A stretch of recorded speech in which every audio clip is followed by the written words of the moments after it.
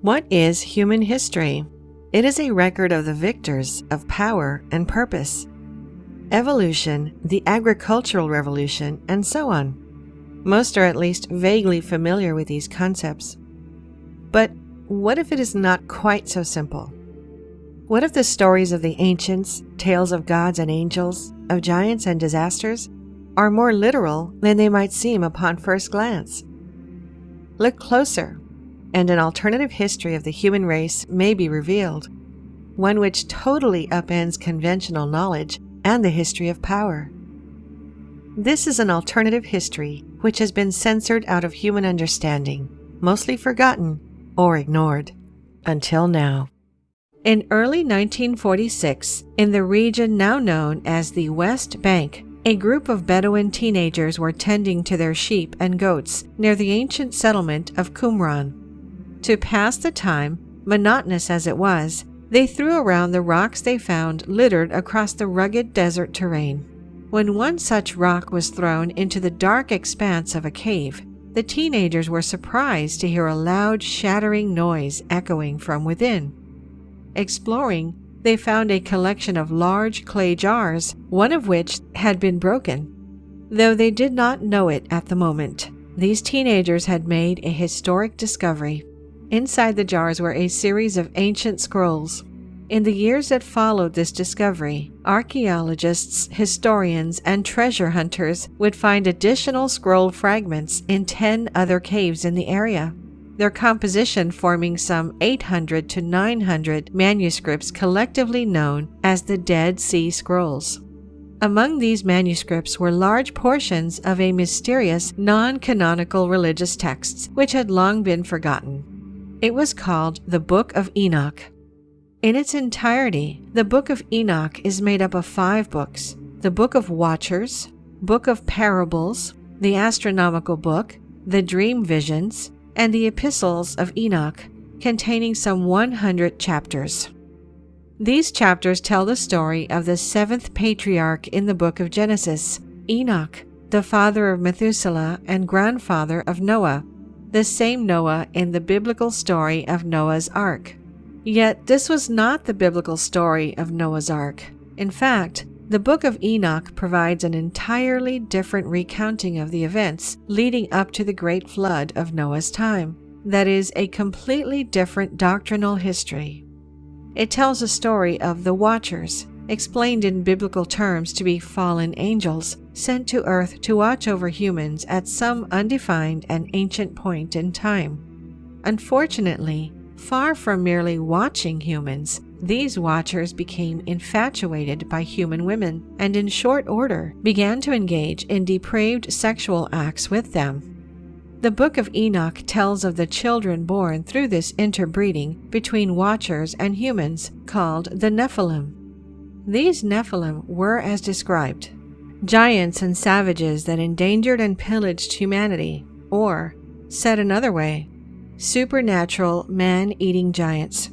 Angered with what the Watchers had done, those described as gods chained them in a subterranean prison deep within the earth. Enoch became the go-between gods and imprisoned Watchers. The book describes Enoch's journeys between heaven and earth in his role as an intermediary, how he flew with the angels and saw the rivers and mountains and the very ends of the earth from above. Yet, despite Enoch's intervention, the gods decided the atrocity that the earth had become must be punished. Of course, the punishment would be a great flood. This flood would destroy the Nephilim and cement the Watchers in their prison. Beforehand, however, Enoch would be whisked away to heaven in a fiery chariot. Interestingly, the book of Genesis, which tells of the great flood in Abrahamic traditions, references the Nephilim in chapter 6, describing heroes that were of old, warriors of renown. This is not the only place in biblical canon which the Nephilim appear. In Numbers 13, 32, and 33, the Israelites visit a land inhabited by Nephilim, who are so large they make the Israelites look like grasshoppers.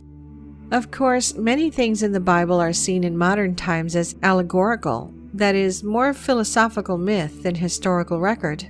There is archaeological evidence of a great flood in the Earth's past, one incidentally also spoken about in countless religious and cultural traditions across the world. Had beings like Nephilim giants actually existed? Surely there would be similar evidence. What if there is?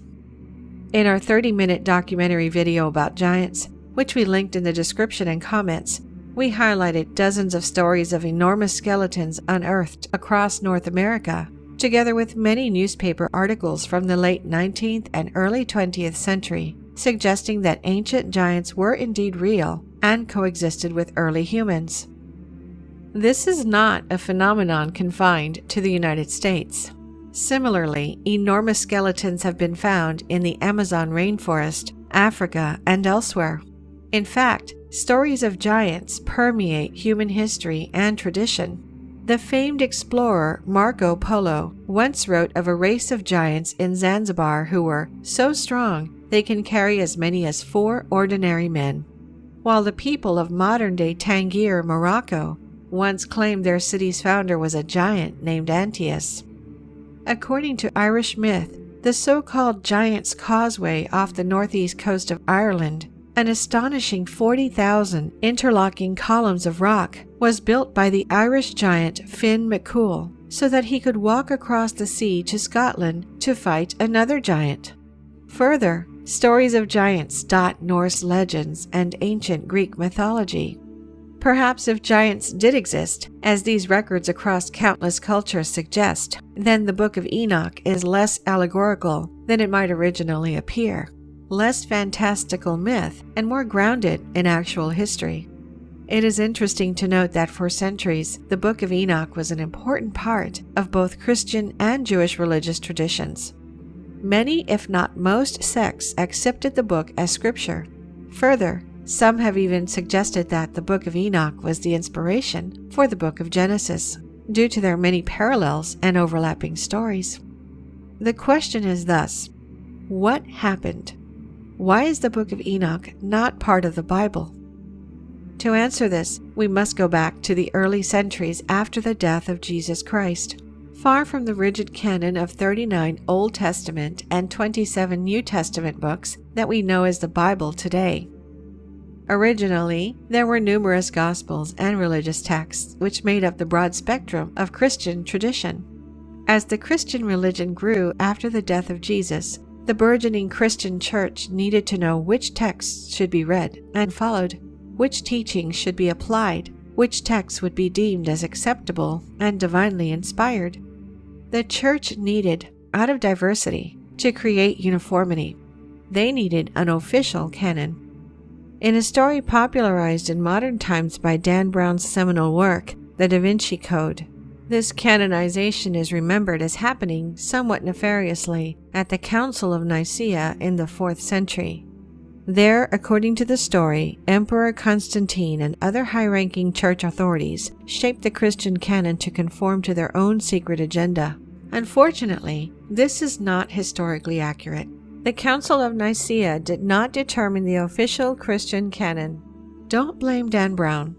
The famed philosopher Voltaire made a similar assertion in the 1700s. But while the story may not be factually accurate, it is accurate in a sense. High-ranking members of the church certainly did pick and choose what to include in the official biblical canon. They argued, pulled strings, cast their opponents as heretics, and almost certainly sought to expand their own power. It just didn't take place at a single council, but rather as a much longer process between the 1st and 4th centuries. It is generally understood that by the end of the 4th century, the process was complete and the Bible was officially set, without the Book of Enoch.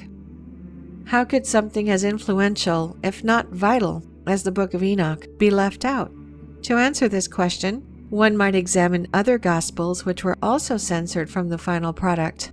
Consider the Gospel of Peter, a fragment of which was found in Egypt in 1886, which tells the long-missing story of a resurrected Jesus leaving his tomb and features 2 gigantic angels and a floating cross that talks. And they heard a voice from the heavens saying, "Thou hast preached to them that sleep." And a response was heard from the cross, "Yea." Or consider the Gospel of Mary, that notorious work in which Mary Magdalene is named not only as one of Jesus' disciples, but his favorite one, perhaps even his wife. Within this Gospel, the disciple Peter asks why he and the other disciples should listen to Mary, a woman, to which Matthew responds, "If the Savior made her worthy, who are you then, for your part, to cast her aside? Surely the Savior knows her full well. That is why he has loved her more than us." Like the Book of Enoch, these Gospels tell extraordinary and history-challenging stories. Perhaps then it should be no surprise that these texts were censored out by early power brokers of the official Christian canon. It stands to reason that the Book of Enoch may have been totally forgotten, if not for its survival in small Orthodox sects of Ethiopian Jews. In fact, the only pre-modern version of the text was written in Ge'ez, an ancient African language. It was this version which Richard Lawrence, the Archbishop of Cashel, used in 1821 to produce the first ever English translation of the book, the version used to inform study of the Dead Sea Scrolls. Curiously, though the Book of Enoch was omitted from the established Christian canon and subsequently forgotten in all but the most obscure corners of religious tradition and theological study, the Bible does contain numerous references to it.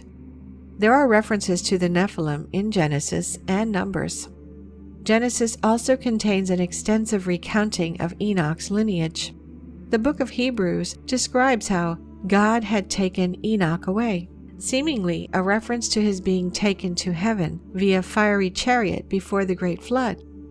Jude, meanwhile, contains an entire paragraph transcribed almost word for word from Enoch, suggesting that the book may in fact have served as an early inspiration for canonical biblical texts.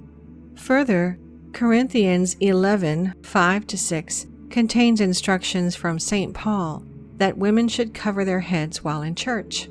This seemingly a direct reference to the fact that the watchers in the Book of Enoch were attracted to women with long flowing hair.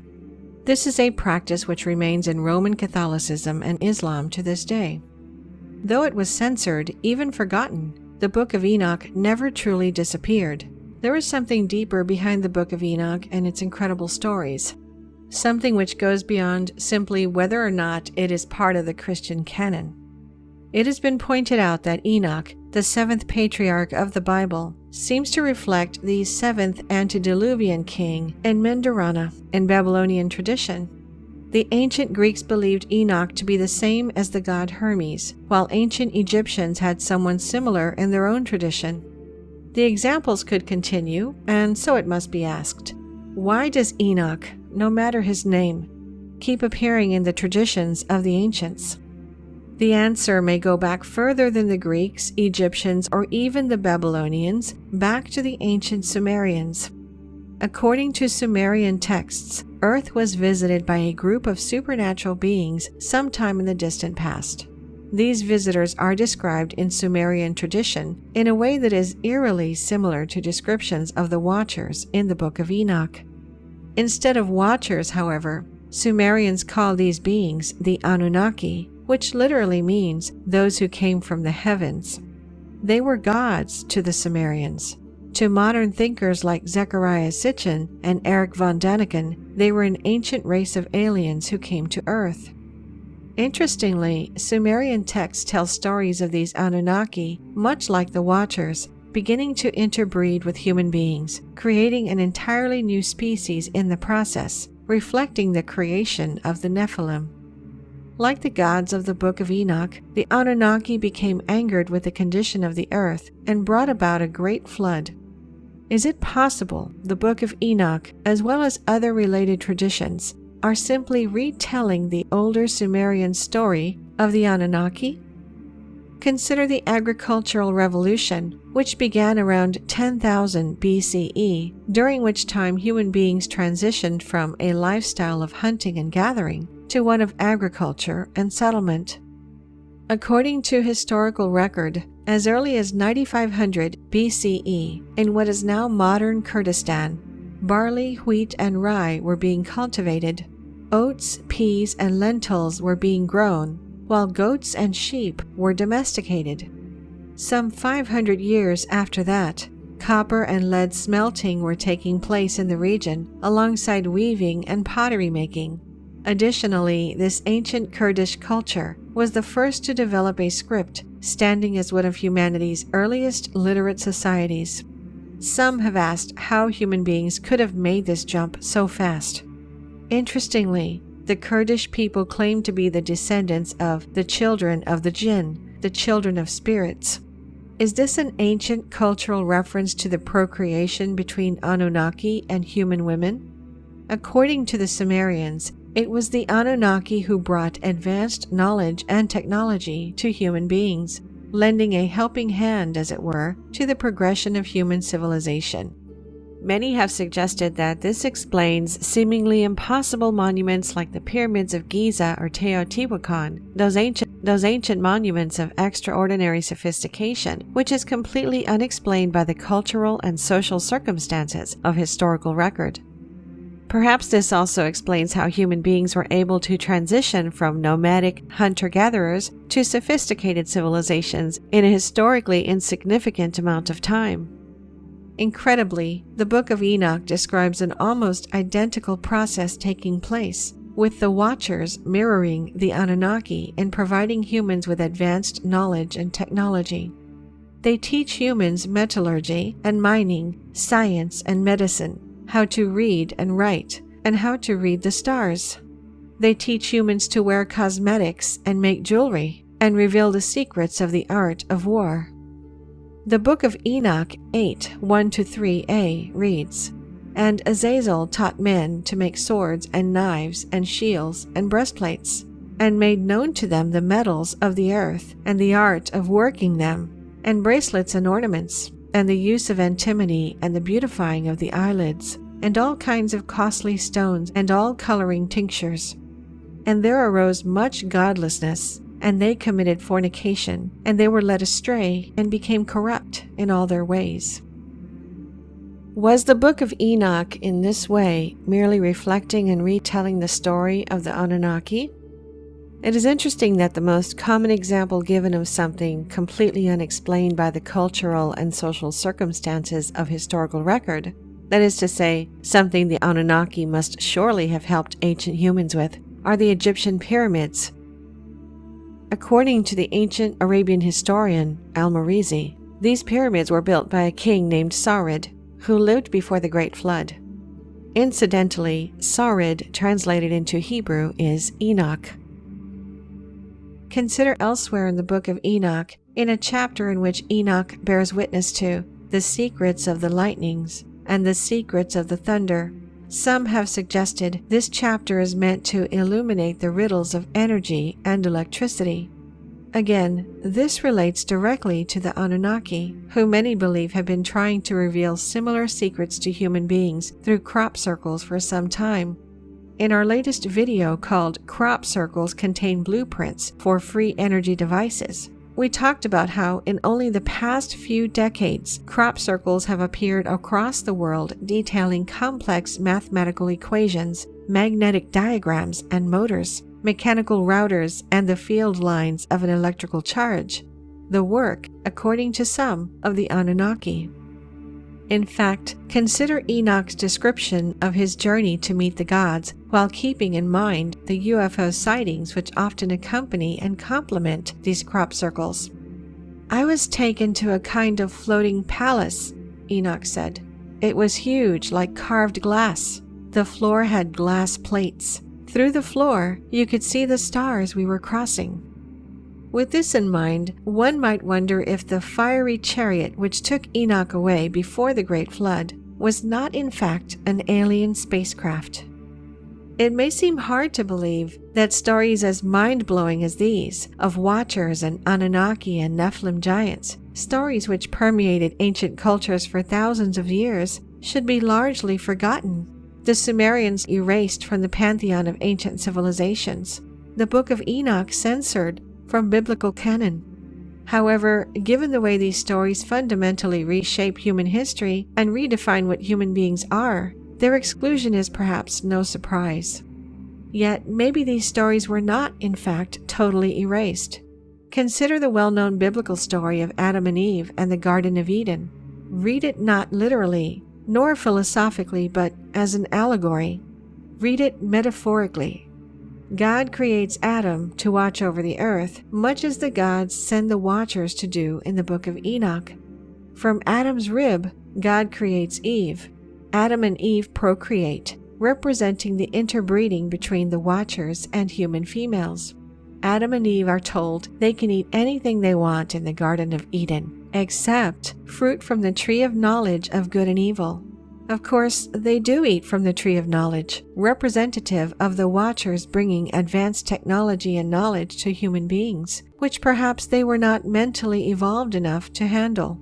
Just as eating from the tree of knowledge provided Adam and Eve with the knowledge of God, so too did the Book of Enoch describe how the watchers revealed the eternal secrets which were preserved for heaven, which men were striving to learn.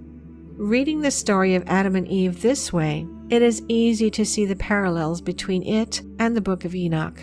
And perhaps that is just the point.